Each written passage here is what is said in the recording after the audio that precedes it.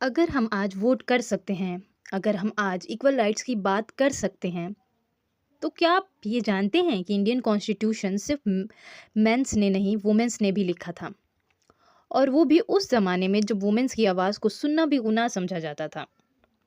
Hello दोस्तों, मैं हूँ आलिया और आप देख रहे हैं लर्न विथ आलिया, जहाँ हम हिस्ट्री, कॉन्स्टिट्यूशन और करंट इश्यूज़ को सिंपल, लॉजिकल और इम्पैक्टफुल तरीके से समझने की कोशिश करते हैं। आज का वीडियो हर इंडियन के लिए इम्पोर्टेंट है। Women who shape the constitution of India.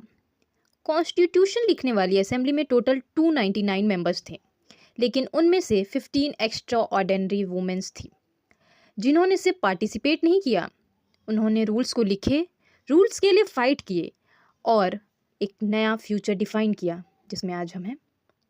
सबसे पहले बात करते हैं जो डॉक्टर अंबेडकर के साथ खड़ी थी, हंसा मेहता। हंसा मेहता एक नाम नहीं, एक रेवोल्यूशन है। यूएन में all man are born free को चेंज करवा के all human beings are born free करवाया। कॉन्स्टिट्यूशन में जेंडर इक्वालिटी को स्ट्रॉन्ग सपोर्टर बनी। वुमेन्स के लिए इक्वल सिविल राइट्स के लिए फाइट किया। अगर हंसा मेहता नहीं होती तो शायद इक्वालिटी सिर्फ एक वर्ड बन के रह जाता। फिर बात करते हैं freedom fighter and constitution maker Durgabai Deshmukh की। ये जेल भी गई थी उस टाइम पे, स्ट्रगल भी किया था और कॉन्स्टिट्यूशन भी लिखा था इंडिपेंडेंस के टाइम पे। उन्होंने सोशल जस्टिस और वेलफेयर के प्रोविज़न पर काम किया, public service and women welfare को कॉन्स्टिट्यूशन की बैकिंग में डाला। लेटर प्लानिंग कमीशन की मेंबर बनी। उनका विज़न क्लियर था, कॉन्स्टिट्यूशन सिर्फ किताब नहीं है, लोगों की ज़िंदगी बदलने का एक टूल है। Next, Ammu Swaminathan, voice of women and labour. Womens and labour right की पावरफुल एडवोकेट बनी। फंडामेंटल राइट्स डिबेट्स में एक्टिव रोल लिया था इन्होंने और जेंडर डिस्क्रिमिनेशन के अगेंस्ट बोल्ड स्टैंड था। जब बोलना रिस्की था तब अम्मू स्वामीनाथन ने बोला और फंडामेंटल राइट्स के हर डिबेट में, जेंडर डिस्क्रिमिनेशन के हर डिबेट में पार्टिसिपेट किया।